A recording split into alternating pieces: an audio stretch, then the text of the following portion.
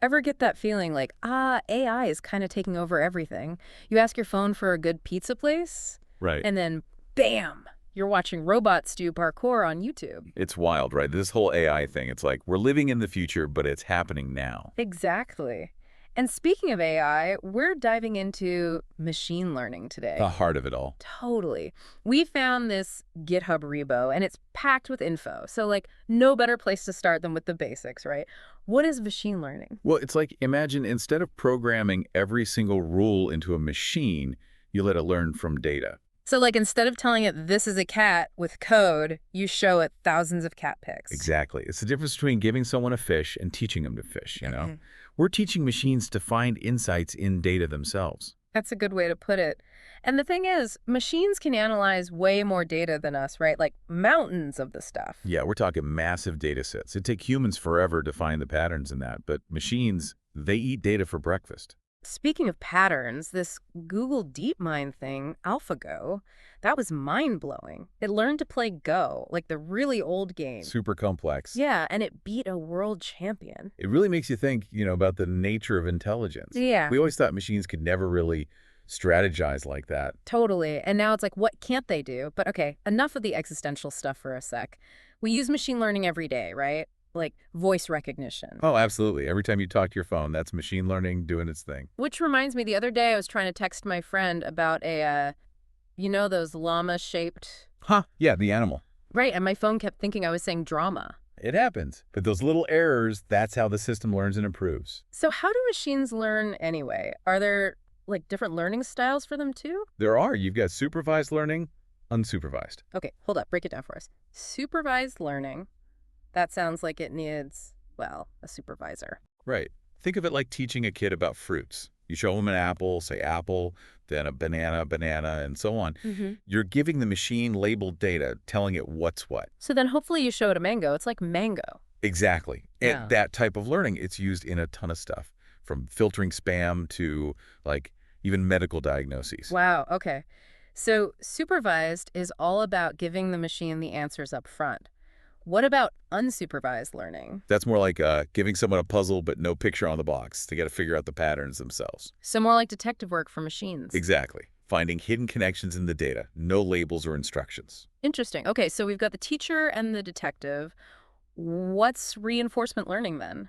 The athlete. Haha, I like that. Think about training a dog, right? You give a command, it does it right, it gets a treat. Reward. Exactly. Wrong move, maybe a little no. Through trial and error, the dog learns what to do. So for machines, instead of treats, we're tweaking code. Pretty much. Reinforcement learning is huge in robotics, games, even making traffic flow better in cities. Okay, so we've got these different machine learning styles, super cool. But how do we actually build these systems? Is there like a blueprint or? There is. Our GitHub repo, it actually lays out the steps. And it all starts with the data. Data manipulation.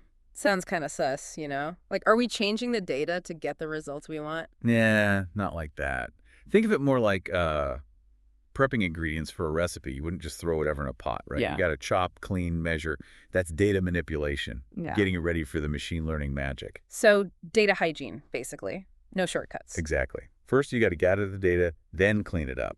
Like missing stuff, errors, anything that'll mess things up. Got to be spotless. Like those home makeover shows, right? Got to rip out the moldy drywall before the fun stuff. Uh-huh, exactly. Solid foundation is key. Then, once the data's prepped, comes the fun part, analytics. Okay, so we've chopped our data veggies. Now we get to see what they can do, right? Yeah. Analytics is where we dig in, find those hidden patterns that help us predict stuff, solve problems, all that. So, like, if we're building a system to predict, I don't know, housing prices. Right. You'd analyze location, size of the house, all those factors that matter. Exactly. We're basically playing detective, but with data. Love it. Data detectives. And once you've got that analysis, then you choose the right tool for the job. Tool. Like, are there different kinds of machine learning models? Oh, yeah, tons. Each good for different things. Like if you're predicting a number, like house prices, you might use, say, linear regression. But for classifying things, like is this picture a cat or a dog? You'd use a different one. Right. Could be support vector machines or even, neural networks, getting into deep learning territory there. Neural networks? Now that sounds like Seriously, next level stuff that like based on the human brain, right? That's the inspiration. They mimic how our brains work, process info. Yeah. Super powerful for complex patterns, image recognition, language stuff, you name it. Wow. Okay, so we've picked our model, trained it on our squeaky clean data. It's Yes. ready to go, right? What happens then? Time for a pop quiz. Evaluation.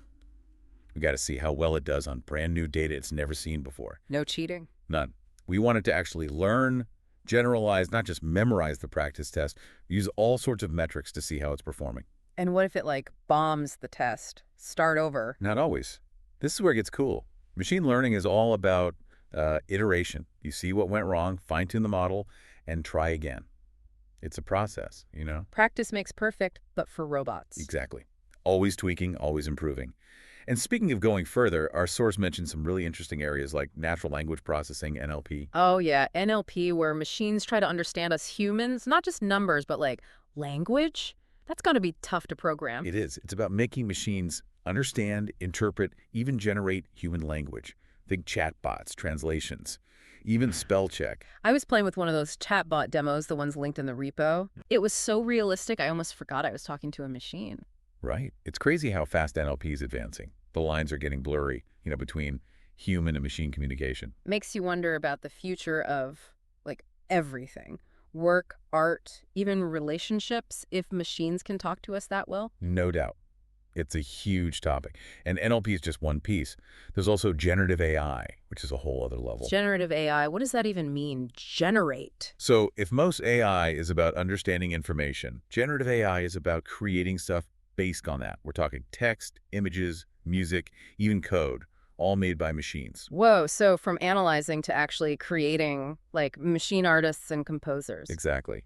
And the potential is huge. Imagine AI making art, writing music, even designing products, solutions to problems we haven't even thought of yet. It's like we gave machines a paintbrush and said, go wild. And the results could be amazing. This is a lot to process, I gotta say. Where can our listeners go if they want to dive deeper into all this? This GitHub repo is a start, but it feels like we've only scratched the surface here.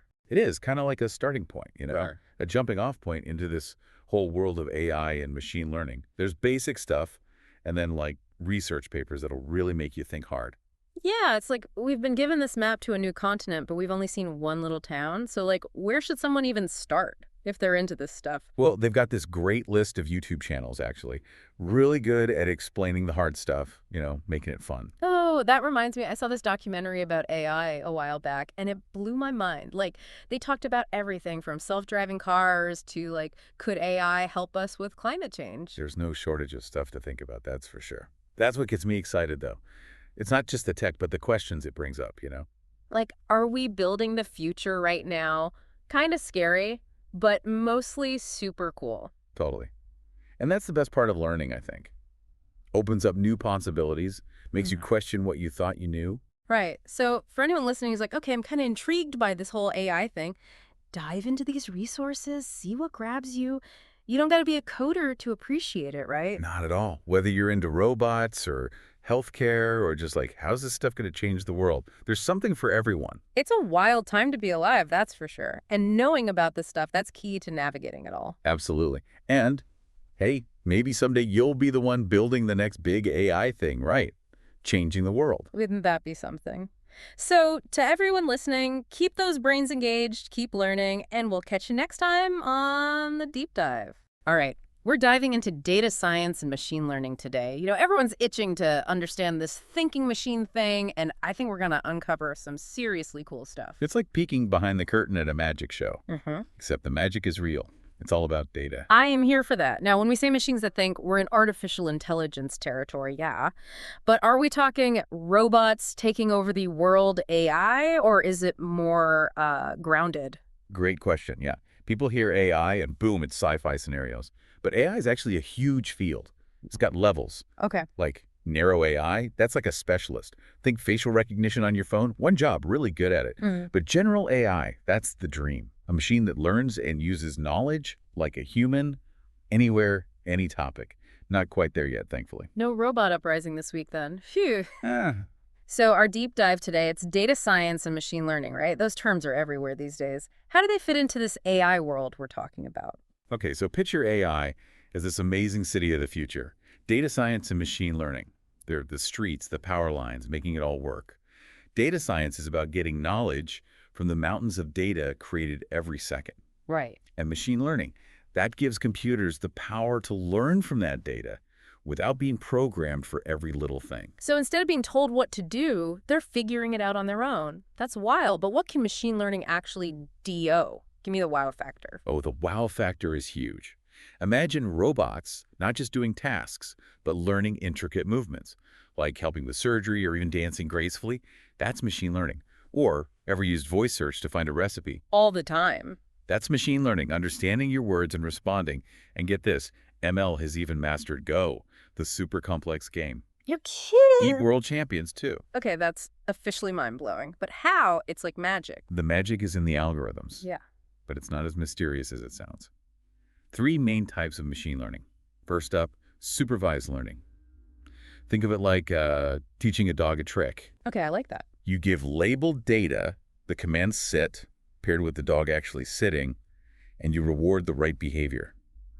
The algorithm's like that, learns from examples. So it's like showing the machine right and wrong, and it learns from that. Exactly. And it gets cooler. Supervised learning comes in different flavors. Classification, that's about categorizing things, is this email spam or not?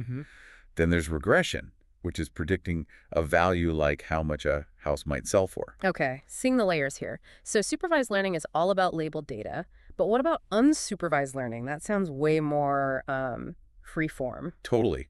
Imagine tackling that junk drawer everyone has. You group similar things, right? Yeah. No labels, but you're finding patterns. That's what unsupervised learning algorithms do. They dig through data, find hidden structures without being told what to look for. Unsupervised learning is like the Sherlock Holmes of algorithms, solving mysteries in the data itself. Intriguing. Okay, last one, reinforcement learning. That just sounds intense. It is. Picture teaching a video game character to get through a maze. They learn by trying, messing up, getting rewards for reaching the goal, penalties for wrong turns. Over time, they crack the code. So it's like having a virtual coach, pushing the machine toward better performance. Are there real-world examples of this? Absolutely. Self-driving cars. They use reinforcement learning to understand sensor data, make split-second decisions, and improve by learning from the environment. Or personalized medicine algorithms learning to recommend treatments based on your medical history. It's driving some really cool stuff. I can see why this is such a hot topic, these learning machines, each with its own style. But what about actually building a machine learning project? Is there a process, like a recipe? There is. And like any good recipe, there are key ingredients and steps to follow. The FAQ we have actually outlines this really well. Okay, so walk me through it. What are the essential parts of this machine learning recipe? All right, so you need your ingredients first, right? And in this case, it's data. We're talking data manipulation, that first step, like prepping before you cook.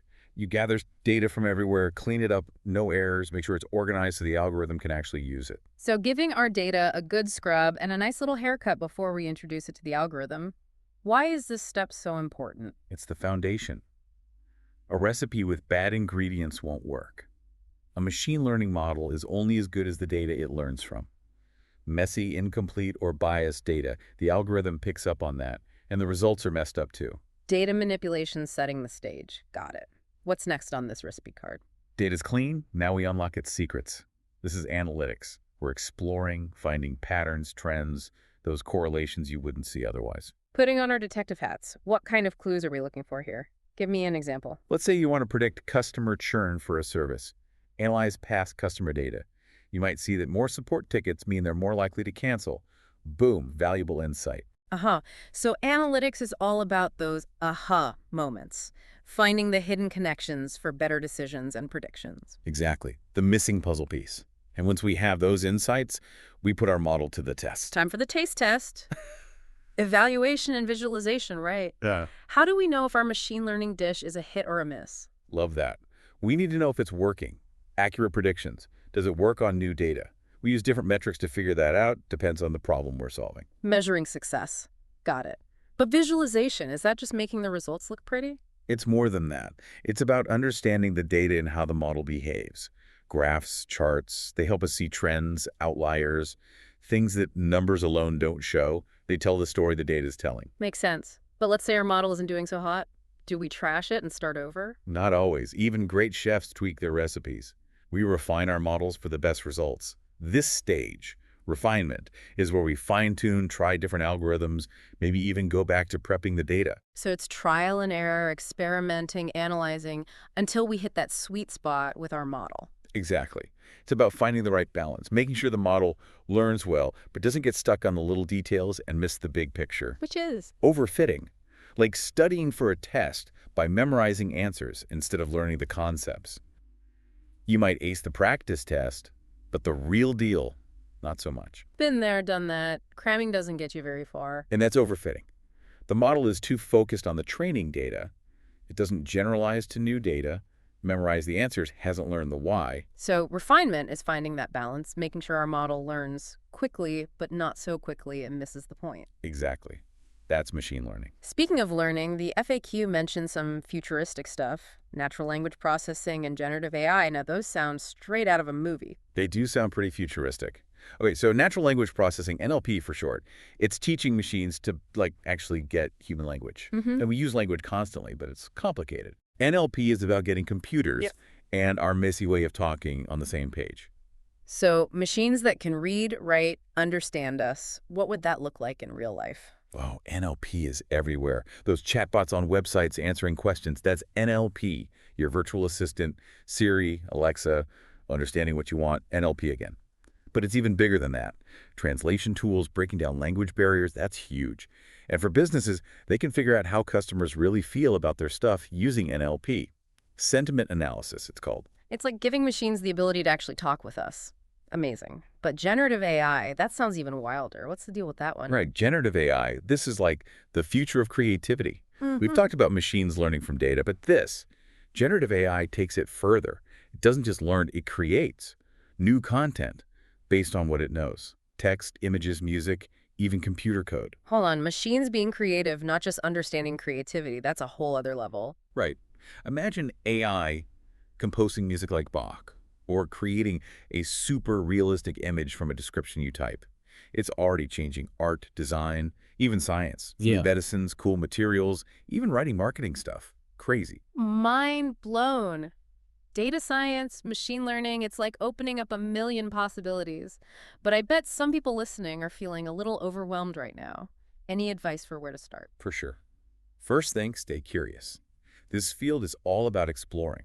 That FAQ you had actually had some good places to begin. Websites like UCI Machine Learning Repository, Kaggle datasets, those are gold mines for learning. They have datasets on pretty much anything you can think of. So it's like a giant sandbox for data. Yes. And don't be afraid to try coding. Python's the go-to language for machine learning. There are libraries like NumPy, Pandas, scikit-learn that give you the tools to build your own models. Sounds like it takes creativity, problem solving, not just technical stuff. Totally. And the best way to learn is by doing. Start small, build those skills, and the online community for this. Amazing. People sharing knowledge, helping each other, ask questions, join forums, connect with people who love this stuff. Love that. Dive in, experiment, and find your people.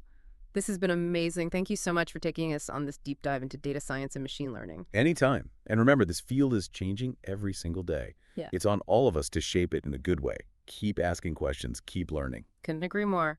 And on that note, that's a wrap on this episode of The Deep Dive. Listeners, stay curious, and we'll catch you on the next deep dive into the world of knowledge.